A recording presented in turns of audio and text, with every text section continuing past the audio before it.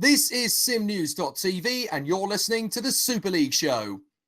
Hello again, everybody. It's another cracking day in the office here at GPVWC and SimNews.TV because we've got just about the maddest Super League race to review that I think we've seen for a long, long time.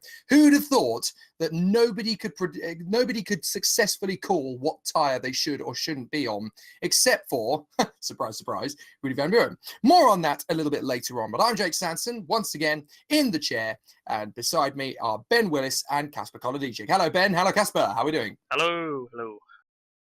Hello, not too bad. Should be interesting. Excellent. Well, where on earth do we start with Budapest? There's so much to get through. I think we should probably start at the top of the bill, starting off with the driver changes for this one. Obviously, we had Daniel Lovett in at Green Stripes Racing, opposite Gerrit de Vries. Then we had Mike Quint in at the Storm Racing team. Good to see Storm back in action, by the way. And Daniel Sharanku returned to the Wouters team. He didn't really get into the vibe of it straight away, but it was good to see him back after the world's shortest replacement at Silverstone from Jarl Tane. It was a real show. I really wanted to see what Jarl could actually do in the car, so maybe we'll see him out again later on in the season. But yes, good to see Daniel Sharanku back in the car again. There were a few upgrades at Hungary, particularly from Vodbull, which was interesting going into it. Storm, Wouters, Mad Cape, Green Stripes Racing all brought upgrades to this one, Ben, and it was interesting to see how they ended up being implemented. Yeah, a few round the block, really. Nothing too big, I guess. You know, this was all sort of off-cycle, small kind of upgrades. There's Vodbull brought a bit of a front wing upgrade, a bit of downforce at the on the diffuser as well. A little bit strong. GSR, they brought in a rear wing downforce upgrade. Nice to see them continuing to develop, even though they're quite low down the standings. Wouters are the first team to bring a body drag upgrade. So Yes. interesting to see that one, how that plays out. Should give them a bit more top speed. And Mad Cape brought a relatively small upgrade to the front wing downforce as well. But in general, there was nothing too big, and we weren't really expecting it. We're going to expect to see a lot over the summer break, where we have about 4 weeks off, so we can get some really long developments in. Yeah, who came up with that idea? A 4-week break. That's it's great for the teams and it's great for, you know, the sort of the break in the series, but I hate it. I just wish we could be racing. I want to be racing next week. It's going to feel really, really odd when I get to my computer on a Thursday night and no GPVWC Super League. Okay, what do I do now? We'll talk about that. We'll talk about that in a little bit, actually, because Kacper, we also want to talk a little bit about the tyres, because obviously Budapest was going to be an interesting race on tyres anyway, but we really got a bit of a shock when teams turned up with their various choices. Yeah, it was mostly going.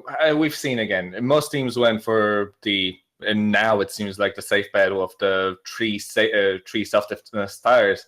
Vodbull decided to drop the soft tire in favor of the medium, which I find very odd in many ways, considering it wouldn't be a high degradation track, and it'll be very slow, very grippy, kind of again like Monaco without buildings, as we mentioned during our Super Cup broadcast. We also had super softs and mediums from Adonis and Wouters, which would be dropping the ultra soft, which is, you know, you compromise on your qualifying, and I don't quite see that as a good thing, to be perfectly honest, because you do definitely need that ultra soft on such a demanding track in terms of cornering. Absolutely. And the thing that coming into this one as well was we were at a critical point in the season, Ben, before the summer break of 4 weeks, where drivers were having to second guess in terms of, do we bring a fresh engine in? Do we try and make the one that we've got that's only got about a quarter of the lifespan left work? It was always going to be a really interesting decision as to what teams were going to do. Exactly. I mean, Hungary is one of the least power demanding tracks we have on the calendar, so it makes sense to use up a worn engine. The power deficit that you would have is, you know, it's marginal here.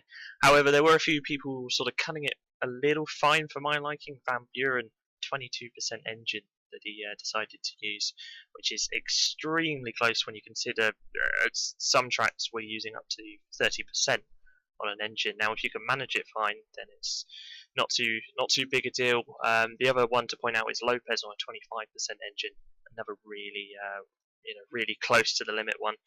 But then other end of the spectrum, for some reason we had David Fiduk using a fresh engine here at Hungary. Now, that may have been a bit of a strategy error from Nordson, just not having a used unit with enough life to safely use here. I remember speaking to Fiduk briefly, and him saying he would have been cutting it extremely close. Van Buren levels around 20-22%. So they as a team decided to use a fresh engine instead and not gamble on a DNF. So it's we're coming to that time of the year where we really do have to think about our engine usage, and that's something we'll see towards into the second half of the season where we have less and less of these fresh units. So all of those factors brought us into the qualifying session, which was already set to be quite a watchable event anyway. And then about 7 minutes into the session, we had a downpour, and we were kind of wondering, maybe rain might come in, but we certainly weren't expecting, Kacper, that big a rain shower right in the smack bang middle of the session. It was quite a shock. It was quite a shock, but to be perfectly honest, with the day before the rain and Super Cup being quite a prevalent part of those two races, I feel like people had to expect it, and they really should have put their best performances straight away, because you just wouldn't know. And I think if anybody didn't, and there definitely were some unexpected back markers at the start, I think that was just a strategy error, to be perfectly honest. You just need to expect that after something that happened the night before. Yeah. The biggest in particular, I suppose, the biggest name that was a real hammer blow in terms of the excitement for us to a certain degree was Gergo Baldi. I mean, that's a really big name to have that far down the order. I think he started, outside the top 10, right in the thick of it. It was always going to be a hard race from there. Yeah, I mean, it was unlucky for Gergo. Not only was he, he qualified in terms of pure pace down in 13th, once everything sort of settled. He also had a back of the grid penalty as well, which really hampered him, cutting over Silverstone race. So that hurt Gergo. That also hurt Florian Geyer, who was down at the back of the grid, Ben Horrell as well, and Gerrit de Vries. So, not ideal for them. Obviously, the rain brought the session to a close really early, so it's topsy-turvy, to say the least. And Lee Morris, of course, once again, proving that all you need to do is give him a mad cape and a clear bit of track, and he will bang it on pole position with an absolutely stellar lap. I mean, Kacper, I know we know how good Lee is over one lap, but even that qualifying lap was a stunner.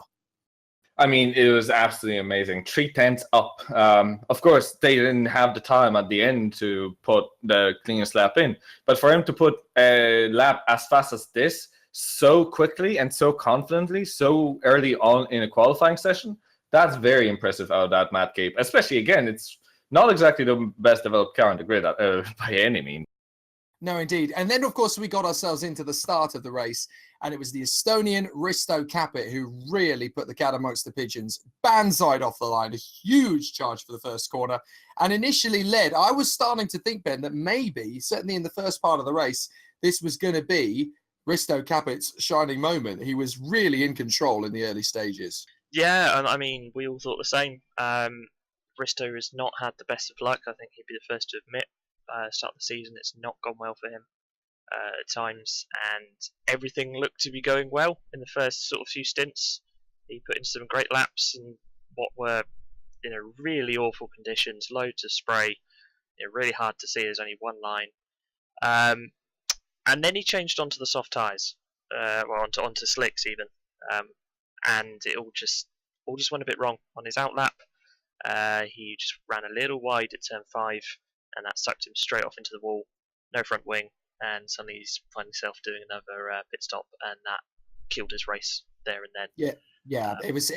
But then there were so many drivers who had so many different incidents. I mean, if I look at some of the most prevalent points from the race, I mean, you've got Risto Kacper making the switch to slicks perhaps a little bit too early, not making good use of it, and obviously making that off, and that basically destroyed his race just 20 laps in. It was a real shame as well, because getting the timing right, Kacper, there was such a fine line for when you make the choice to switch, made the switch to slick tires, and so many drivers who you normally expect to have an absolutely stellar run in terms of strategy, so many drivers got it wrong. it was. We've seen drivers on slicks as soon as I think something like lap 6, that was ridiculously early.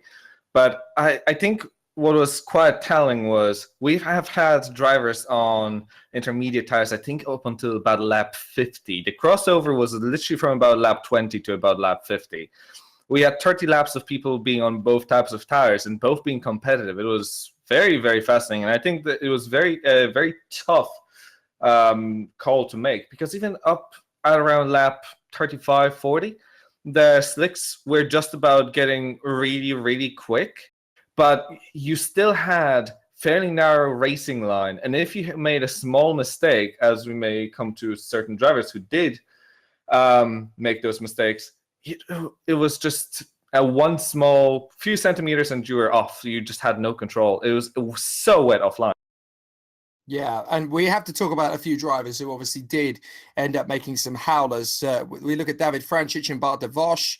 They actually made contact while in the pit lane, which was, just an indication of how wet it was. And they actually went in with Risto Kacper, who had to do an entire lap with a damaged car to bring it back in again. Ben Horrell, he had an incident out there. So many drivers struggled, really difficulties through the race, exacerbated, of course, by the fact as well that even though the track was drying, the pit lane was still ridiculously wet. So a lot of drivers coming into the pits ended up having a ruined race because they either missed their box or spun in the pits and damaged their car big time trying to get the car stopped or going out of the pits even. So there was an awful lot of chaos in the pit lane as much as there was on track. But there was a long crossover, it's fair to say, Ben, between making the switch for slick tires and intermediates and the dry line, that they were trying to develop. I think the biggest problem for a lot of the drivers in the race was, they needed to make it wide enough to actually give them a little bit of a margin for error. And it just wasn't happening for ages. Yeah, I mean, it's the old case of who's going to blink first, really, because you can be quite happily sat there on that dry line thinking, right, I need it to dry up. I need to make, an attack on, changing off the racing line. But I don't want to go out there because it's so wet. So I'm going to wait for someone else to do it. But everybody's going to do that because nobody wants to risk going onto the wet line and just shooting straight off at a corner. And you have the situation where I hasten to say it becomes, like a procession because there were some people making passes, but yeah, effectively that's the safest way to complete your race. It's staying on that dry line, not making any kind of crazy overtakes. But then, that's the only part of the track that's going to get dry because you're on that dry line. There's nothing's going to happen to the outer limits of the track, and that caught so many people out because you then had this divide where the racing line towards the end of the race was bone dry, yet there's regions of the track that are still 60-70% wet, and that was just causing havoc with people having to try and get past slower cars or back markers and sliding off.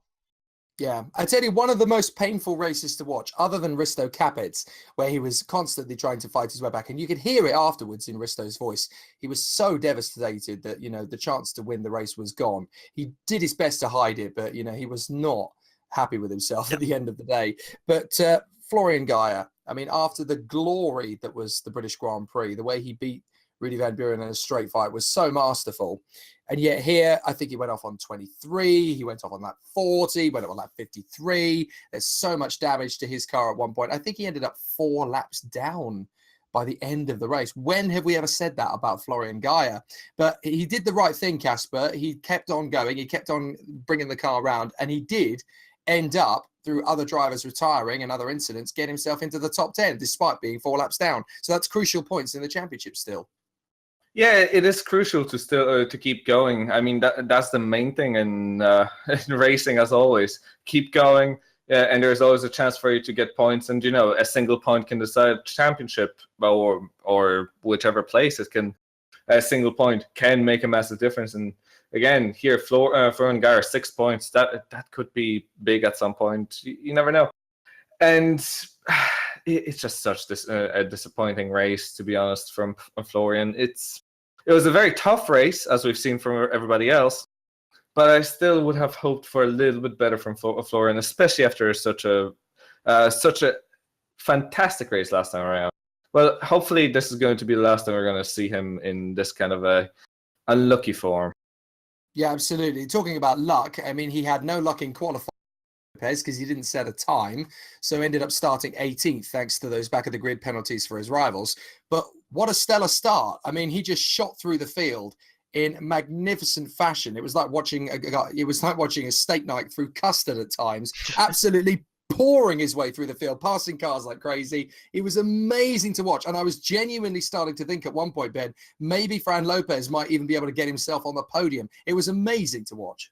Yeah, we saw the good version of Fran Lopez. I mean, we've alluded to him many times for maybe not being the most consistent, but this time he showed brilliant pace, good car control, until he followed Risto Capit's idea of changing onto slick tyres a tad too early, and then it all sort of disintegrated from there, really. And in the end, his engine let go, we think. Obviously having the worn engine, and it is a bit of a shame because Lopez, we saw some really good driving from him this time, some really good pace, but as other people had done in this race, just didn't get the strategy quite right, changed a little early and paid the price. Yeah, it's a real shame, and hopefully we'll see some more flashes of brilliance from Fran Lopez in the second half of the season. Maybe we should focus on, I was thinking of it's difficult. I'm in two minds about whether we talk about this, but I feel that we are not really doing the race justice if we don't talk about it. And it's Lee Morris and what happened after he lost the lead. Because basically, his race was completely exacerbated after an incident with him and Daniel Sharanku on the 12th lap. Now, Sharanku had lost it in the pits. The yellow flags were out, but for whatever reason, Lee Morris clearly didn't see them and was not able to slow down in time for Sharanku and hit him in the pits, for which he blamed the Hungarian for. He then basically went on a bit of another tirade. I mean, he's hinted at it and had a bit of, he's had some heavy moments and hot-headedness in the past through the season, Kacper, but I think this time he went for the proper Sebastian Vettel road rage moment, didn't he, in this one? At the end of the race, he clearly had a frustrating time. I mean, he was calling out people for not being deserving of being in Super League, not actually telling us who he was talking about, but he was clearly saying, there are drivers out there who are not deserving to be here, saying they can't drive, and it's the most pathetic thing he's ever driven in his life, referring to the cars. I mean, this was Lee Morris, having been brilliant in qualifying. Suddenly, it was almost as if he'd lost the will to live, let alone driving the cars anymore. He just decided to find as many things to complain about and then just go on the rampage. It's sad to see. I'd say that things just ball up after a very.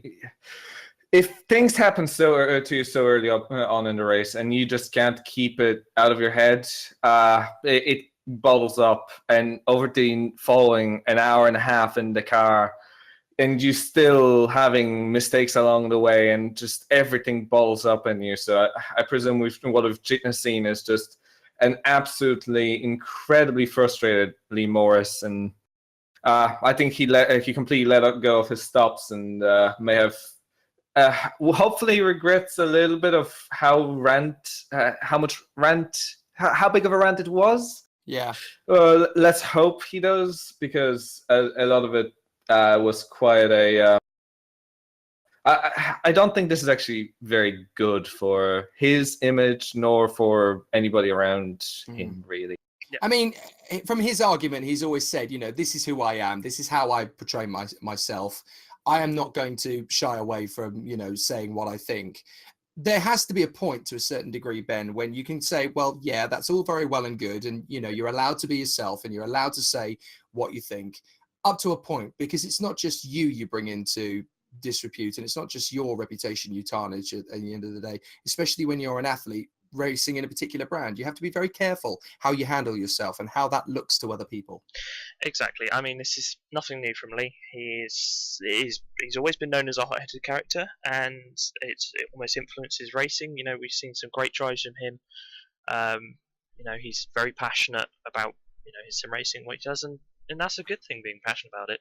The problem is when we cross lines like these, where we're starting to call out people in name, or by their team name, or specifically referring to people and saying things like, they can't drive, they shouldn't be in Super League. I think at one point he said they shouldn't even be driving FC.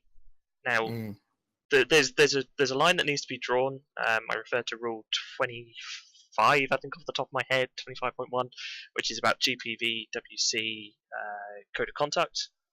Yeah. You know, everybody who drives at GPV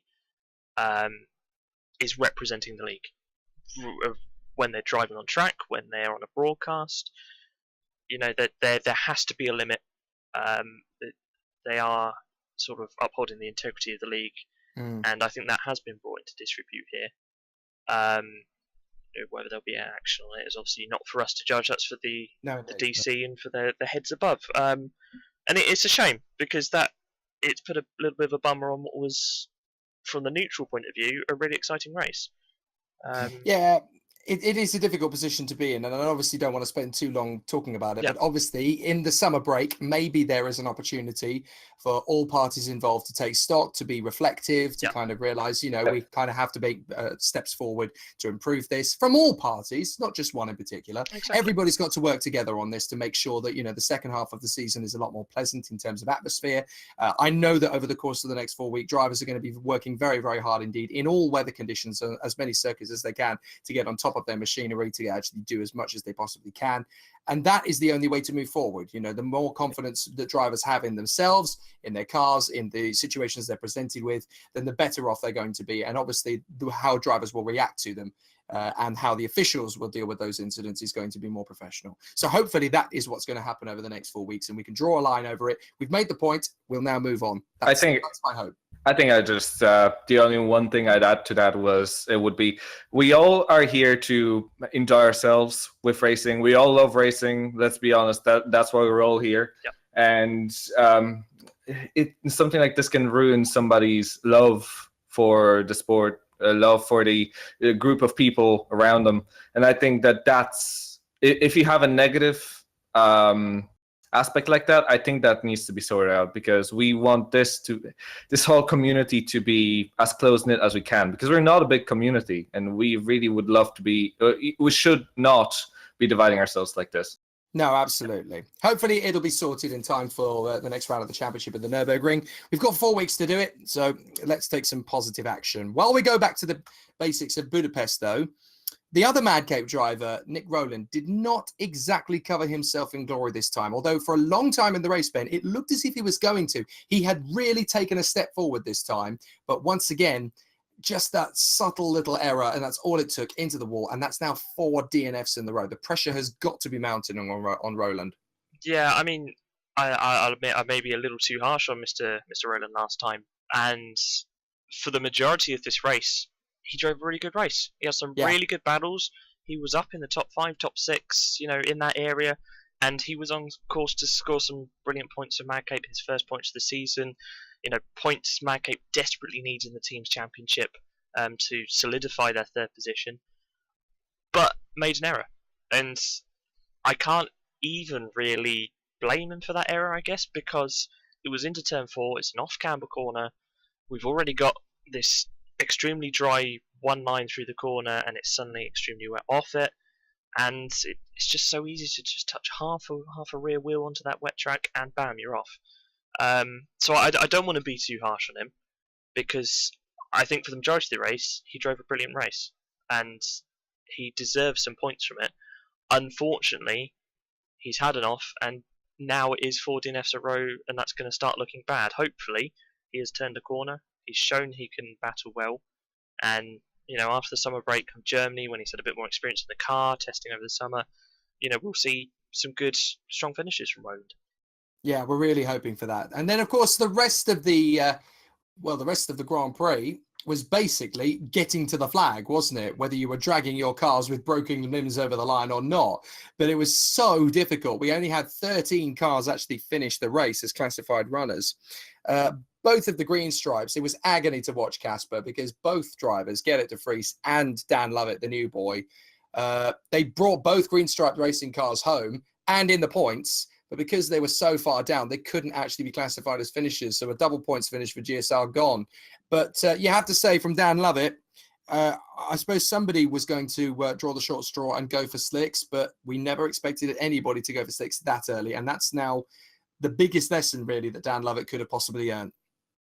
I mean, this is just so sad to see.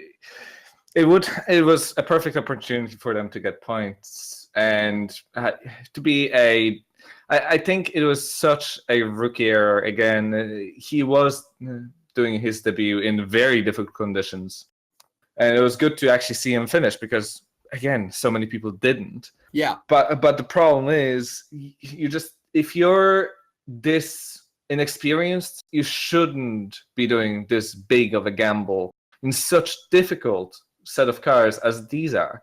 I think honestly he should have waited for at least one or two cars at the very least to go onto onto some kind of a dry compound, and maybe then decide to go on it. But of course, yeah, that's hindsight, isn't it? It is indeed. One guy though who didn't, didn't have it so bad. The race winner, Rudy Van Buren, he almost lapped the entire field.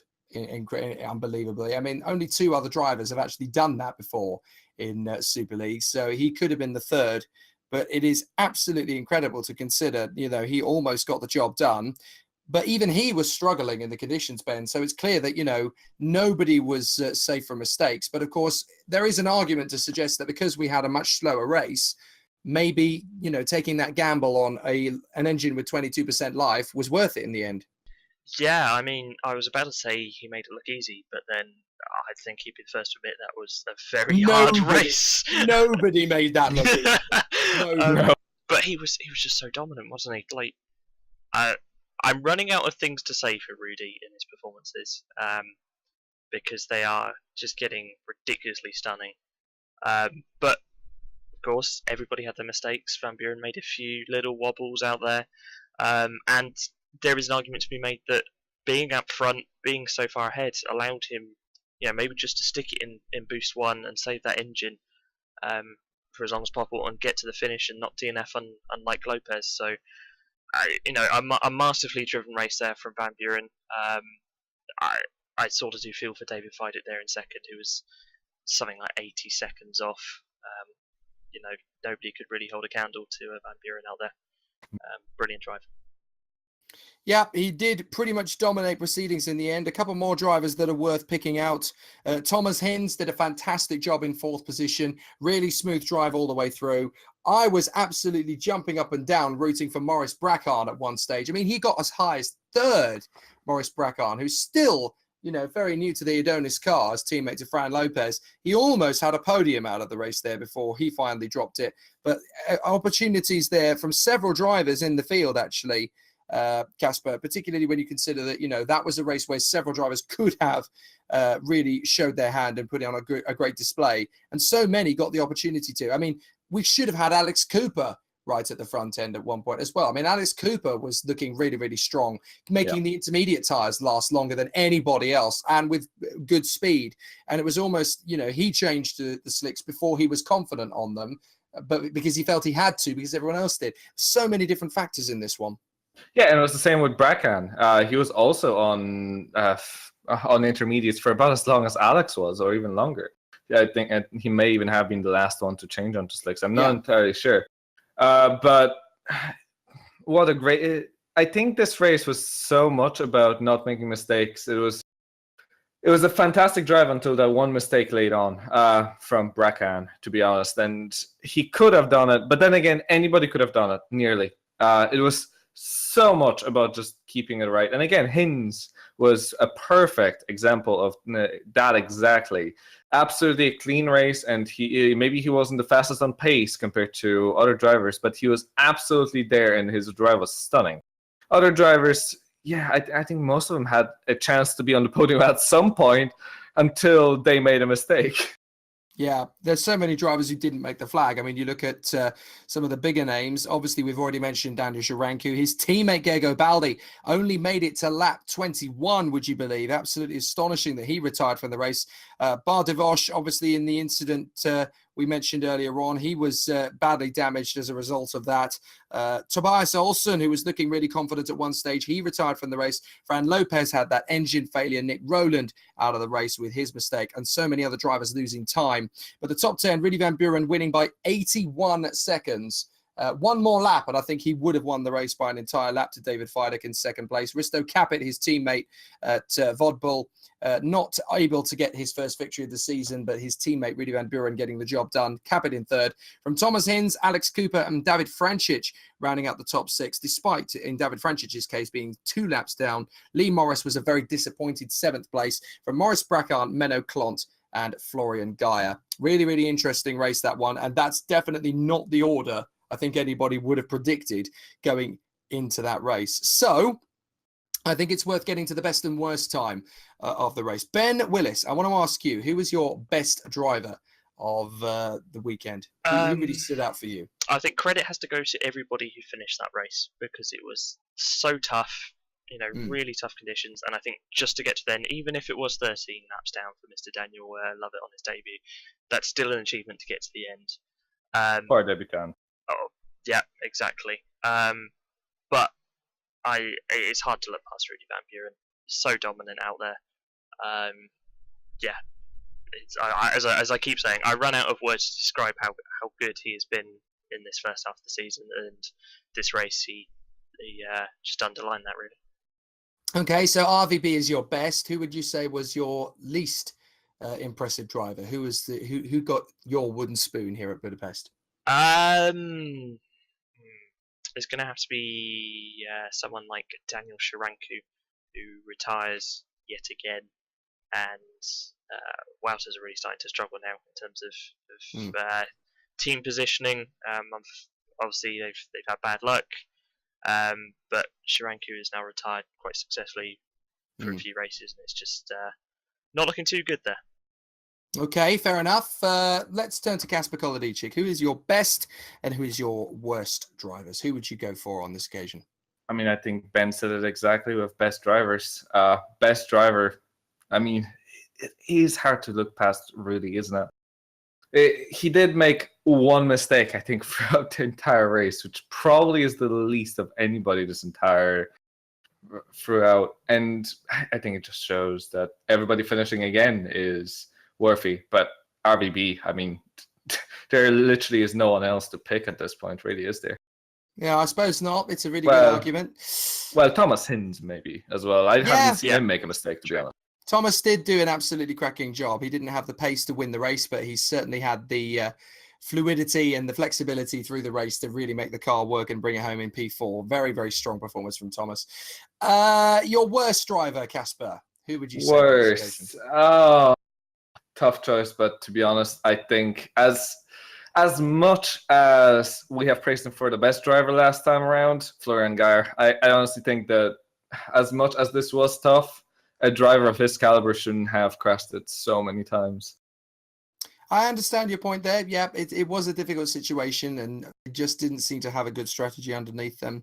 My best driver of the race, personally, I am going to give it to Thomas Hinz. We kind of expect Rudy Van Buren in the kind of form he is to adapt to every situation and be impressive. It was Rudy Van Buren in the Rudy Van Buren Championship being Rudy Van Buren out in front, really, wasn't it? Nothing we could come to expect that was unusual there. But Thomas Hinz really rose to the occasion, and so many drivers were running well and lost their heads or made a mistake or got the strategy wrong. Thomas was just plugging away, getting on with it, bringing the car around, and brought it home after just 1 lap less than the race leader and in P4. Only 3 men beat him, and they are the 3 men who usually beat everybody. So it was absolutely fantastic to see Thomas Hinz do so well. My worst driver, it's a 50-50 call, actually. One of them is Lee Morris, for the reasons we mentioned. Although every time he did have an opportunity to hit the reset button, he was impressive. But there were just so many moments when it went wrong. And then how he handled it after the race was not pleasant. But then the other one is Gergo Baldi. Gergo Baldi was a complete non-event in that motor race. And that was his home race. He is a race winner in the wet conditions this year, of course, back in Shanghai. And it was almost as if he didn't show up. It was quite a surprise to see, on home turf, Gergo Baldi was just nowhere and had to retire after 21 laps. That was a real shock. And it's difficult to say something like that about someone as good as Gergo Baldi. It's interesting noticing, that all 3 Hungarian drivers in our field all DNF'd in the home race. So Ben Szczepanik, Gergo Baldi, and Daniel Sharanku all DNF'd. Yeah, and none of them even made half distance. None of them. No, it's true. Really unusual. Okay, we've spoken about drivers. Let's talk about teams now. Ben, best team of the race, would you say? I mean, it's hard to look past Rob because Van Buren did so well, and okay, Kacper had his mistakes, but he did put a solid P3 in. Yeah. And if you look at sort of the total points haul, Vauxhall dominated here. Nordson, obviously with Guy having his mistakes down in P10, that's really lost them some ground, and everybody else pretty much was a one-car scoring affair. I mean, only SRS for the other team to double score. And even then, that's P6, P11, so nothing too big. So probably Vauxhall, I feel. Okay, that's a good call. Which team really didn't get it right as far as you're concerned? Well, you have to look at either Kernau or Wouters, who both, both DNF'd and didn't score really. Okay, it's really tough conditions out there, but you'd like to just get to the end and get on the score sheet, really, regardless of what it takes. Yeah, I was going to say, actually, my least impressive team out there was Wouters for exactly the same reasons. Best team, yeah, I suppose you can't really take it away from Vodball Racing, can you? Or at least I certainly can't. Kacper, your thoughts on this one? Best team, worst team? Well, this is going to be a bit of an interesting one. Best team, we finally got points from Green Stripes, kind of. They finally finished in top 15. Well, kind of. But then the worst team, well, we still haven't got a double points finished from Green Stripes. So GSR is both the best and the worst team in this situation, to be perfectly honest. Oh, that's quite harsh. Okay, but I totally see where you're coming from. It's a fair point, and they are so unlucky, aren't they? To finally get 2 cars at the end and not score is just, it's painful. It is absolutely heartbreaking, I think, because they finally got 2 cars in points, but they still can't get them. It is absolutely heartbreaking. Right, okay, this is the bit I'm not going to like because we're talking about the summer break. 4 weeks of not doing much, although, of course, we have got a test race coming up this Thursday, I do believe, actually, with the Intercontinental Touring Car Challenge, which is going to be a really interesting one, and that will set things up for the Touring Car Series, which is coming up in the second half of the season. I believe, if my data serves me correctly, that these are going to be running on alternate Thursdays to the Super League in the second half of the season. So that will be really interesting. So everybody will have, every Thursday, will have something exciting to watch. We're also going to be doing a summer break review show, a midway point of the season, rounding up the first half of the season in its entirety. Expect lots of discussions about lots of upgrades to cars and engines over the summer before we get to the German Grand Prix at the Nürburgring. What else do we need to tell you about? I mean, I suppose at this point, I want to quickly ask before we really do it in the review show. I mean, the Hungarian Grand Prix was a very good case in point, but can we see anybody closing up consistently on Rudy Van Buren, boys? Can it be done? With enough work over the summer, maybe. I think a lot of football's pace comes in setup, and not taken away from the drivers, the brilliant talent Van Buren and Kacper. But if people can unlock that over these 4 weeks and find out what really makes these cars tick, then there's no reason we can't see the likes of Feider, Gaia, Morris, maybe even Lopez getting closer and giving Van Buren a run for his money. But it's going to take a lot of work because at the moment it's looking quite a wide gap. Okay. Interesting. I'm guessing you were going to just echo that, Kacper, or basically, I think championship-wise, it's pretty much over. I honestly think that I honestly think with nearly a 70-point lead, I mean, there is absolutely no way unless somebody goes on an absolute tirade of win after win after win. I honestly don't think there's a sliver of a chance of Rudy losing this unless he suddenly collapses in his form, which, I mean, I don't think we're going to see that anytime soon. Wow, okay. So Kacper says the championship is already over and we've got 9 races to go with 9 done. Hopefully, that's going to be something that the 21 other drivers on the grid are going to be motivated to change. So we will talk about that in the next few weeks. Of course, our review show of the mid-season is going to be on the 20th of July. The next show from SimNews.TV is obviously going to be Parker's Pit Stop. That will be returning on the 17th of July, so a little over 2 weeks from now. Don't forget, of course, to follow the Downforce UK Twitter feed at Downforce UK, and of course SL Show SN on Twitter with the hashtag SL Show.